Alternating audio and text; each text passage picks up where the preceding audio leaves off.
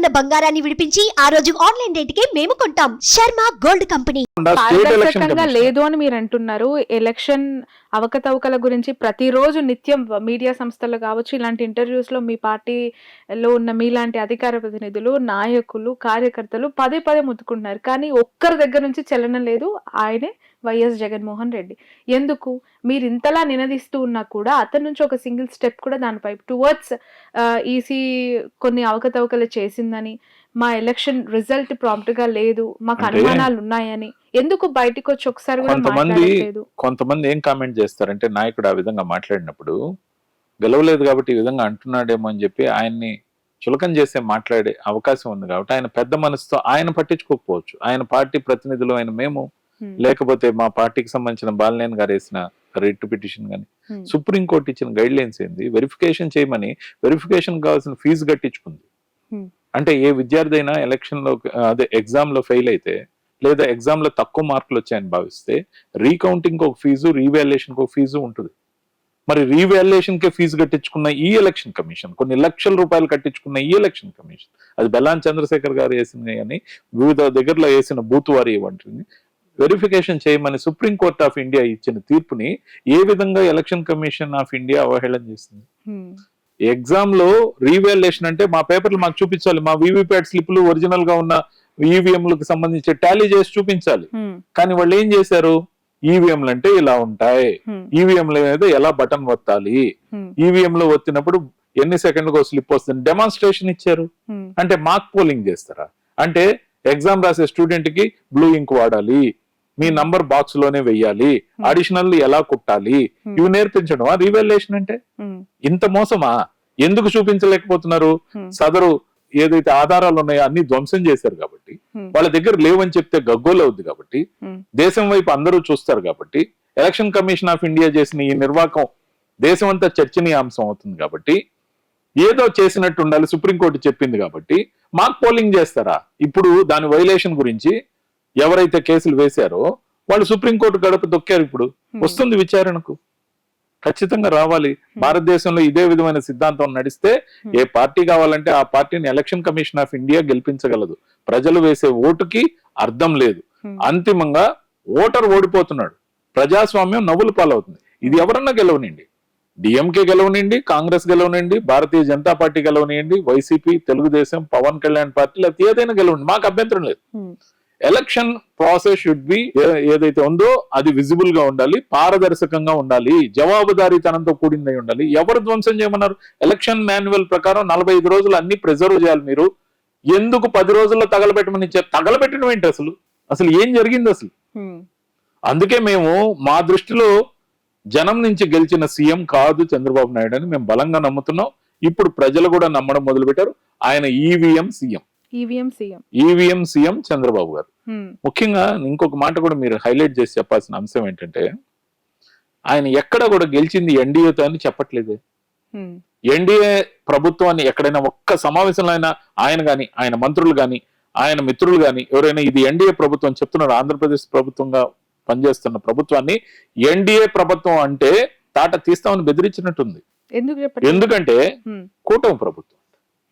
ఏ కూటమి ప్రభుత్వం? టీడీపీ, జనసేన. అది మీరు అనుకుంటే ఎలా కుదురుతుందండి? దిస్ ఇస్ నాట్ కూటమి.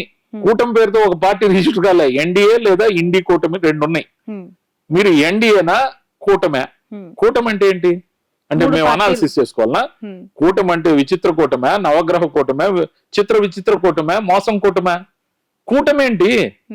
మీరు ఎన్డీఏ అన్న మరుక్షణం మీరు అమలు చేయని మేనిఫెస్టో కాబట్టి మీకు అలా లేదండి. మేము క్లియర్ గా చెప్తున్నాము, కూటమి అనే పేరుతో ఎన్డీఏని సరిపుచ్చుతున్నారు. ఎందుకు సరిపుచ్చుతున్నారో తెలుసా? ఈ రోజున Telugu Desam party, Janasena party, BJP మంత్రి పదవులు పంచుకున్నాయి, కలిసి కొనసాగుతున్నారు. కానీ వాళ్ళకి కామన్ మినిమం మేనిఫెస్టో లేదు. భారతీయ జనతా పార్టీ వాళ్ళ మేనిఫెస్టోని టచ్ చేయడానికి కూడా ఇంట్రెస్ట్ చూపించలేదు. ఆ విజువల్స్ సజీవంగా ఉన్నాయి. వాళ్ళ ఇన్ఛార్జ్ ఆంధ్రప్రదేశ్ సిద్ధార్థనాథ్ సింగ్ గారు మాకు ఆ మేనిఫెస్టోతో అవసరం లేదని తోసేశారు. గెలిచిన తర్వాత ప్రజాగళం పేరుతో ఇద్దరు ముఖ చిత్రాలతో ఇచ్చిన మేనిఫెస్టో ప్రజాగళం ఏదైతే ఉందో, చంద్రబాబు నాయుడు గారు, పవన్ కళ్యాణ్ గారు హామీలు ఏమి అమలు చేయకపోతే పవన్ కళ్యాణ్ గారు ఎందుకు నిద్రపోతున్నారో మాకు తెలియదు. ప్రశ్నించడానికి పుట్టిన పార్టీ, 21 రాత్రికి వచ్చిన పార్టీ, ఎక్కడ ఏ అభ్యర్థి పోటీ చేస్తాడో చివరి నిమిషం వరకు తెలియని పార్టీ. ఎలక్షన్ కమిషన్ మంది అయితే 21కి 21 గెలిచిన పార్టీ. ఏ నియోజకవర్గంలో ఎవరు పోటీ చేస్తారో తెలియని పార్టీకి 21కి 21, మరొకరికి 10కి 8, మరొకరికి ఏమో ఏకంగా 133. రాత్రికి రాత్రి ఎందుకంటే జనసేన చేసిన ఆందోళనలు, నిరసనలు, రోడ్డు మీద పడుకొని అవన్నీ అలౌ correct అండి. చేయకపోతే అభ్యర్థి బాబు ఎవరు? అరెస్ట్ అయినప్పుడు పవన్ కళ్యాణ్ పార్టీ ఆయన చేసిన నిరసనలు కావచ్చు, అక్రమంగా అరెస్ట్ చేశారు చంద్రబాబును, అందుకే నేను పొత్తు పెట్టుకుంటానని చెప్పి ఆయన చేసిన ఉద్యమాలు ఇవే మీకు గుర్తుకు రావట్లేదు? ఉద్యమం అండి ఇది. Show, road show, public show. ఎందుకంటే ప్రతి దానికి ఒక లెక్క ఉంటుంది పవన్ కళ్యాణ్. ఆయన ఎప్పుడో చెప్పాడు, నాకు కొంచెం తిక్కు ఉంటుంది కానీ దానికి ఒక లెక్క ఉంటుంది అని. అది ప్రూవ్ చేశాడండి ఆయన. ప్రతి దానికి ఆయనకు దగ్గర ఒక లెక్క ఉంది. ఆ లెక్క ఎంత అనేది మాకు తెలియదు. కడప జిల్లాలో అయితే లెక్క అంటే డబ్బని లెక్క. మరి ఈ లెక్క ఆ లెక్కనా, కాకపోతే ఇది అకౌంట్సా లేకపోతే వేరే మ్యాథమెటిక్సా మాకు తెలియదు. కానీ పవన్ కళ్యాణ్ గారు ఈ రోజు నిద్రపోతున్నారా, నిద్ర నటిస్తున్నారా?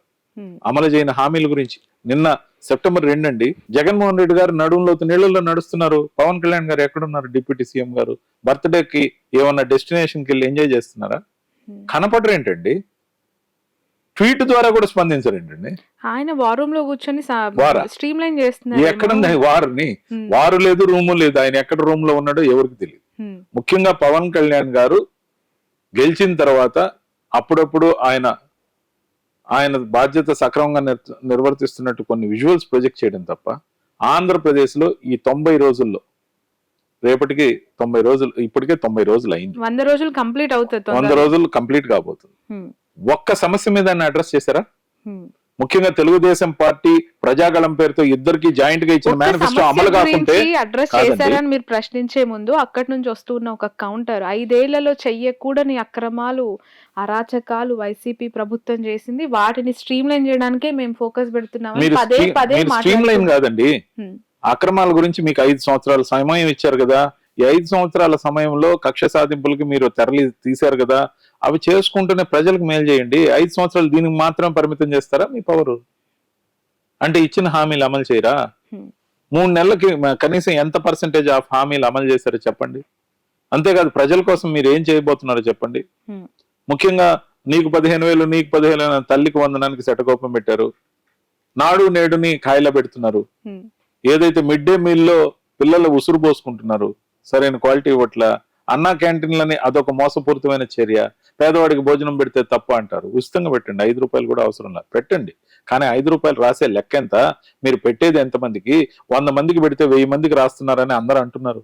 దానికి మీరు ప్రభుత్వం తరపున సబ్సిడీ ఇస్తున్నప్పుడు దాదాపు 75-78 రూపాయల దాకా సబ్సిడీ మీరు గవర్నమెంట్ సైడ్ నుంచి ఇస్తున్నప్పుడు మమ్మల్ని ఎద్దేవా చేశారు కదా వైసీపీ కలర్స్ వేసుకుంటున్నారని. మీరు ఎందుకు అన్నా క్యాంటీన్ కి ఎన్టీఆర్ ముఖ చిత్రం, చంద్రబాబు నాయుడు ముఖ చిత్రం, మరి ఎల్లో కలర్ రెడ్ కలర్ వేశారు? పవన్ కళ్యాణ్ బొమ్మేది? ఎక్కడికక్కడ స్వార్థం, ఎక్కడికక్కడ తాను చేసిందే కరెక్ట్ అనే భావజాలం ఏదైతే అంటే ఆల్రెడీ అన్నా క్యాంటీన్స్ గతంలో కూడా కొనసాగాయి కదా, ఆ ప్రభుత్వ కూటమి లేనప్పుడు కూడా అవి కూటమి కాదండి, ఎన్డీఏ ఏదైతే ఉందో గతంలో కూడా ఎన్డీఏగానే ఉంది. ఎన్డీఏ ప్రభుత్వమే రన్ అయింది, ఇప్పుడు కూడా ఎన్డీఏ ప్రభుత్వమే రన్ అవుతుంది. ఈ క్వశ్చన్స్ అన్ని ఎవరు అడగాలండి?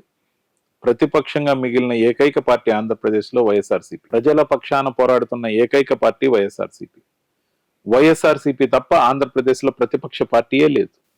ఎందుకంటే అధికారంలో ఉన్నది తెలుగుదేశం పార్టీ, జనసేన, ఏదైతే బీజేపీ ఉందో అఫిషియల్ గా ఎన్డీఏ రూపంలో పరిపాలిస్తుంది. అనఫిషియల్ గా కాంగ్రెస్ పార్టీ కమ్యూనిస్టులతో కలిసే కొనసాగుతున్నాడు చంద్రబాబు నాయుడు. చూడండి, వరదలు వచ్చినాయి, విజయవాడ అంతా బురదగా ఉంది.